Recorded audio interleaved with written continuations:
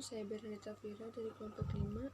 Hari ini saya akan membahas makalah kelompok kami, yaitu tentang teori produksi dalam Islam. Poin pertama yaitu prinsip produksi dalam Islam. Produksi merupakan kegiatan manusia untuk menghasilkan barang dan jasa yang kemudian dimanfaatkan oleh konsumen. Sedangkan secara teknis, produksi merupakan proses mentransformasi input menjadi output. Kemudian, menurut M.N. Siddiqui, ia berpendapat bahwa produksi merupakan penyediaan barang dan jasa dengan memperhatikan nilai keadilan dan kemaslahatan bagi masyarakat. Al-Quran telah meletakkan landasan yang kuat terhadap teori produksi tersebut. Kegiatan produksi dan konsumsi merupakan sebuah mata rantai yang saling berkaitan antara satu dengan yang lainnya. Oleh karena itu, kegiatan produksi dan konsumsi harus jalan. Yang kedua yaitu faktor-faktor produksi. Faktor produksi yang pertama yaitu modal. Dalam masalah modal, ekonomi Islam memandang modal harus bebas dari yang namanya bunga. M.A. Man'an berpendapat bahwa modal adalah sarana produksi yang menghasilkan bukan sebagai faktor produksi pokok, melainkan sebagai sarana untuk menggunakan tanah dan tenaga kerja. Islam mengatur pengelolaan modal sedemikian rupa dengan seadil-adilnya, melindungi kepentingan orang miskin dan orang yang kekurangan dengan aturan bahwa modal tidak dibenarkan menumpuk. Modal dapat digolongkan berdasarkan 4 macam, yaitu berdasarkan sumber, bentuk, sifat, serta kepemilikannya. Yang pertama berdasarkan sumber, yaitu modal sendiri dan asing. Modal sendiri yaitu modal yang berasal dari dalam perusahaan tersebut, misalnya setoran dari pemilik perusahaan tersebut. Sedangkan modal asing, modal bersumber dari luar perusahaan, misalkan pinjaman dari bank. Yang kedua berdasarkan bentuknya. Modal konkret yaitu modal yang dapat dilihat secara nyata dalam proses produksi, misalkan mesin, gedung, peralatan, mobil, dan lain-lainnya.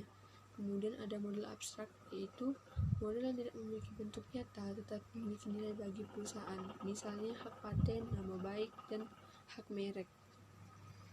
Yang ketiga berdasarkan sifatnya, yaitu ada modal tetap dan modal lancar.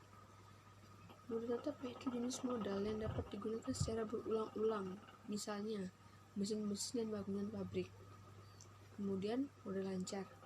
Modal lancar yaitu modal yang habis digunakan dalam satu kali proses produksi, misalnya bahan baku. Kemudian berdasarkan kepemilikannya, modal individu itu modal yang sumber dari perorangan dan hasilnya menjadi sumber pendapatan bagi pemiliknya, misalnya rumah pribadi yang disewakan. Modal masyarakat yaitu modal yang dimiliki oleh pemerintah dan digunakan untuk kepentingan umum dalam proses produksi, misalkan jalan raya, jembatan, pelabuhan, stasiun, dan lain-lainnya. Kemudian poin kedua yaitu tenaga kerja. Tenaga kerja itu terbagi menjadi 4. Yang pertama tenaga kerja terdidik atau skill labor, yaitu tentang tenaga kerja yang memperoleh pendidikan baik formal maupun informal seperti guru, dokter, pengacara. Yang kedua yaitu tenaga kerja terlatih atau trained labor, yaitu tenaga kerja yang memperoleh keahlian berdasarkan latihan dan pengalaman, misalnya montir, tukang kayu, sopir, dan teknisi. Yang ketiga yaitu tenaga kerja tak terdidik dan tak terlatih atau unskilled dan untrained labor. Sedangkan yang terakhir yaitu tenaga kerja yang mengandalkan kekuatan jasmani daripada rohani, seperti tenaga kuli, pikul, tukang sapu, pemulung, dan buruh tani. Produksi yang ketiga yaitu tanah. Tanah adalah faktor produksi yang penting mencakup semua sumber daya alam yang digunakan dalam proses produksi.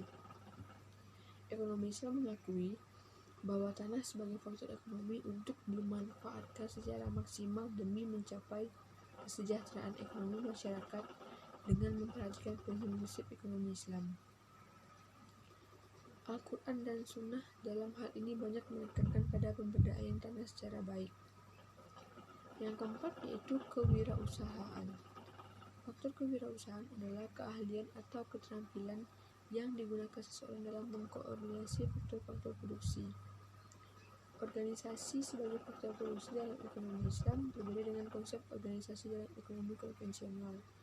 Dalam sistem ekonomi Islam, organisasi sebagai faktor produksi mempunyai ciri-ciri yaitu: yang pertama, dalam ekonomi Islam, produksi lebih didasarkan pada equity base atau kekayaan daripada non-base atau pinjaman.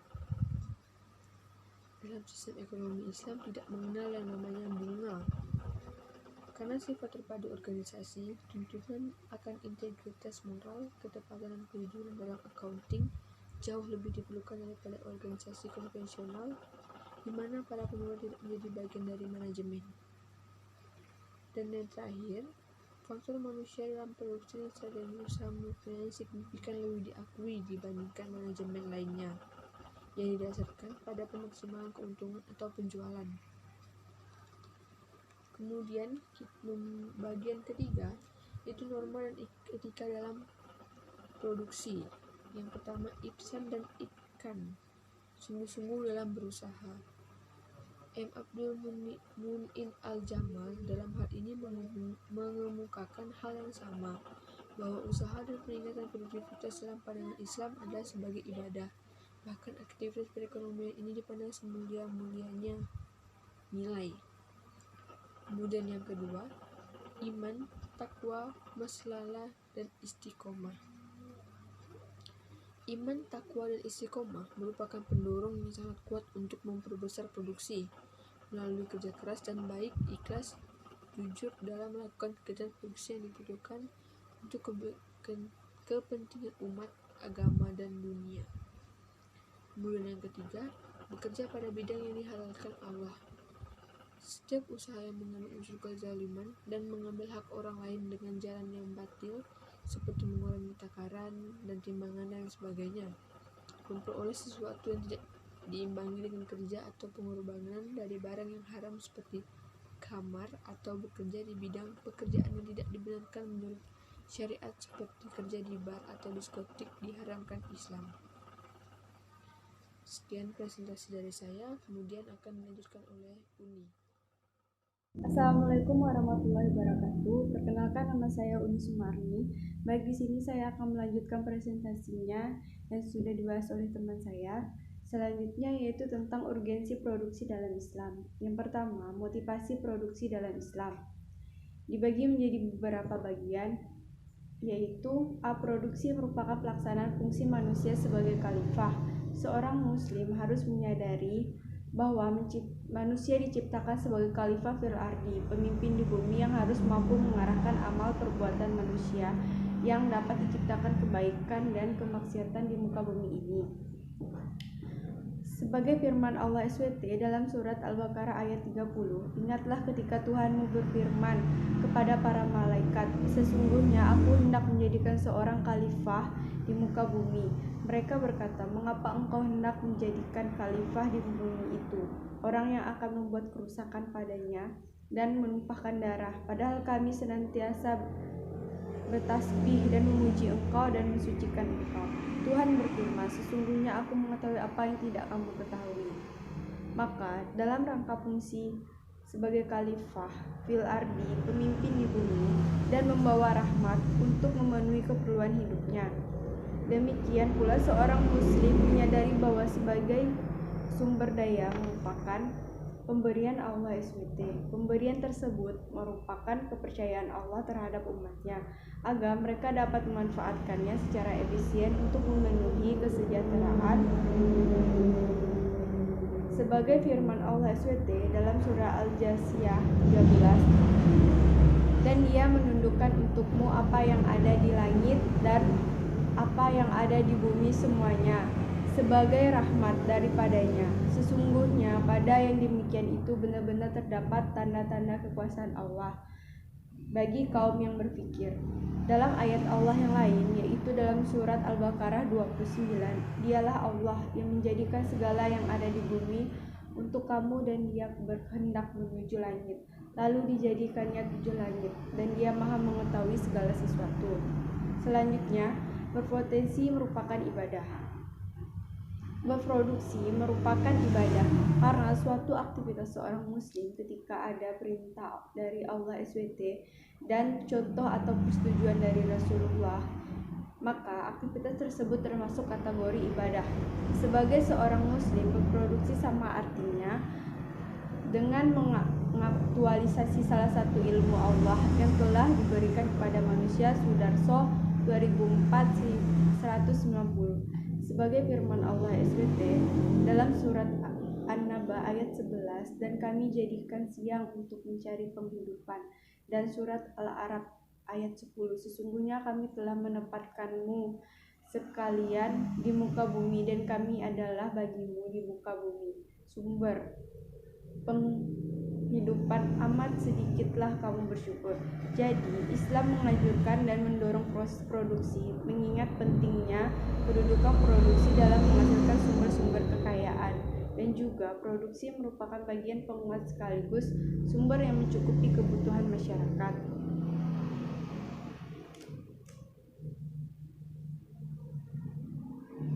Selanjutnya,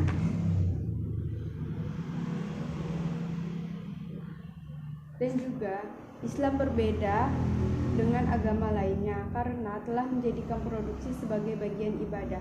Jika disertai dengan niat dan penghargaan atas pahala kebaikan dari Allah, dengan berproduksi, kaum muslimin berharap untuk bertemu dengan Allah SWT. Nabi Muhammad SAW bersabda, sesungguhnya segala perbuatan itu tergantung kepada niatnya, dan setiap orang hanya akan mendapatkan apa yang diniatkan. Niat akan mengubah pekerjaan menjadi bernilai ibadah. Juga Nabi Muhammad SAW bersabda, sesungguhnya kamu tidak akan menapkahkan apapun dengan mengharapkan Allah kecuali akan diberi pahala atasnya, sehingga apa yang kalian berikan sebagai makanan istrimu.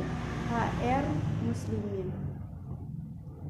Selanjutnya, produksi sebagai sarana pencapaian akhirat. Allah SWT telah menundukkan bumi untuk kesejahteraan manusia, dilengkapi membantu mereka mengambil kemanfaatan di dunia ini. Sebagaimana firman Allah SWT dalam surat Luqman ayat 20. Tidakkah kami perhatikan, sesungguhnya Allah telah menundukkan untuk kepentinganmu apa yang di langit dan apa yang di bumi, dan menyempurnakan untukmu nikmatnya lahir dan batin. Dan di antara manusia ada yang membantah tentang keesaan Allah tanpa ilmu pengetahuan atau petunjuk, dan tanpa kitab yang memberi penerangan. Jadi penundukan ini merupakan akibat dari karakter berbeda yang ada dalam diri manusia. Ada manusia yang kuat dan ada yang lemah, yang pandai dan juga ada yang kurang pandai, berwajah rupawan atau sebaliknya.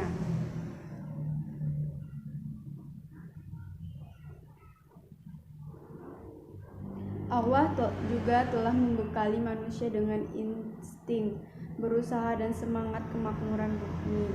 Insting ini menjadi petunjuk bagi penjelajahan ke penjuru dunia untuk membuka takdir dan membuka rahasia-rahasia ciptaan Allah dan manfaatnya. Output yang dihasilkan oleh tiga esensi tersebut mendorong manusia untuk bekerja, berproduksi, dan menjalankan harta. Selanjutnya, tujuan produksi. Tujuan produksi, terdapat upaya-upaya untuk mengetahui tujuan produksi dalam ekonomi Islam. Menurut Najatullah Siddiqi 1996, pertumbuhan ekonomi yang merupakan wujud produksi dalam Islam bertujuan: yang pertama, merespon kebutuhan produsen secara pribadi dengan bentuk yang memiliki ciri keseimbangan.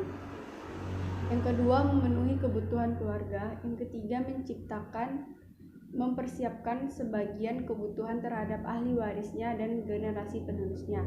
Yang keempat, pelayanan sosial dan berinfak di jalan Allah.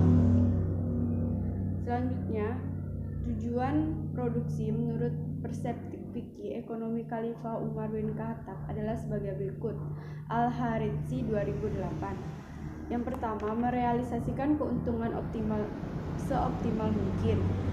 Maksud tujuan ini berbeda dengan pemahaman ahli kapitalis yang berusaha meraih keuntungan sebesar mungkin.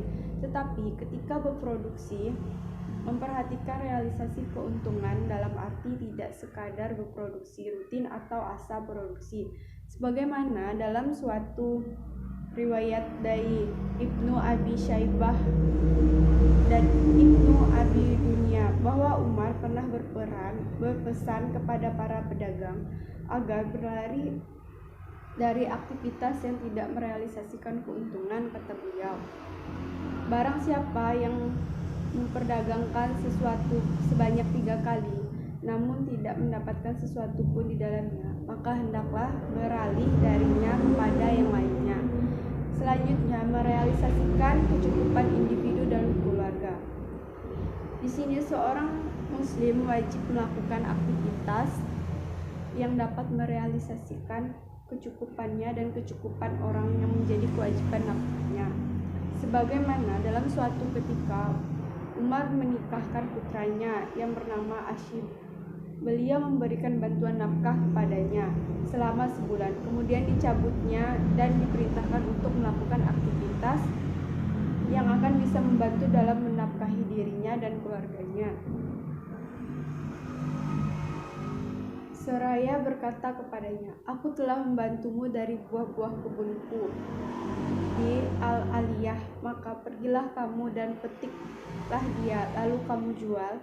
Kemudian berdirilah kamu di samping seseorang pedagang di kaummu. Jika dia menjual, berserikatlah dengannya, lalu hasilnya kamu jadikan nafkah untuk dirimu dan keluargamu." Selanjutnya, tidak mengandalkan orang lain, yaitu tidak memperbolehkan seseorang yang mampu bekerja untuk mengadahkan tangannya kepada orang lain dengan meminta-minta dan menyerukan kaum muslimin untuk bersandar kepada diri mereka sendiri, tidak mengharap apa yang di tangan orang lain.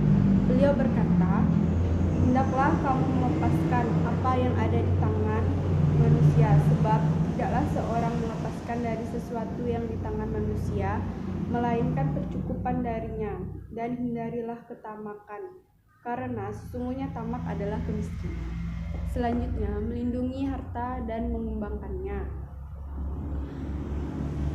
Harta memiliki peran besar dalam Islam, sebab dengan harta dunia dan agama dapat ditegakkan. Tanpa harta, seorang tidak akan istiqomah dalam agamanya dan tidak tenang dalam kehidupannya.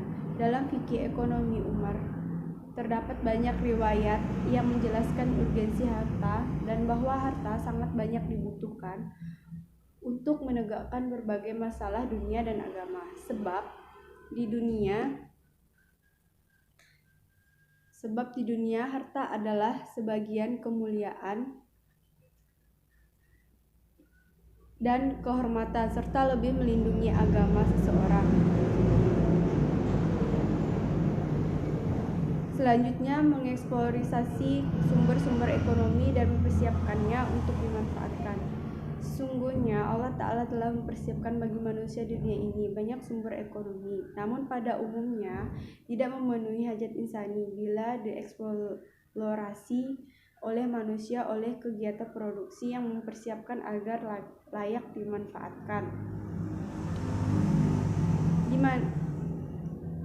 Di mana rezeki yang diciptakan Allah di muka bumi ini lebih luas daripada yang terbersit dalam benak kita tentang kata rezeki itu sendiri. Rezeki bukan hanya harta yang didapatkan seseorang di tangannya untuk memenuhi kebutuhannya dan kesenangannya, namun mencakup segala sesuatu yang dititipkan oleh Allah Ta'ala di muka bumi ini berupa jalan dan kandungan rezeki itu.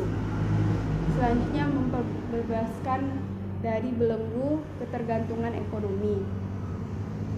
Produksi merupakan sarana terpenting dalam merealisasikan kemandirian ekonomi.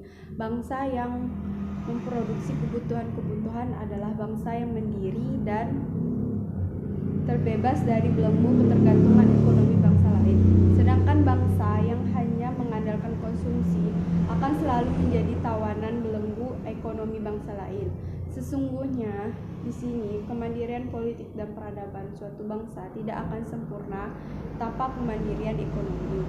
Selanjutnya, takarub kepada Allah SWT, bahwa setiap orang atau seseorang produsen muslim akan meraih pahala dari sisi Allah SWT disebabkan aktivitas produksinya baik bertujuan untuk memperoleh keuntungan, merealisasikan kemapanan, melindungi harta dan mengembangkannya, atau tujuan lain selama ia menjadikan aktivitasnya tersebut sebagai sarana pertolongan dan menanti Allah SWT.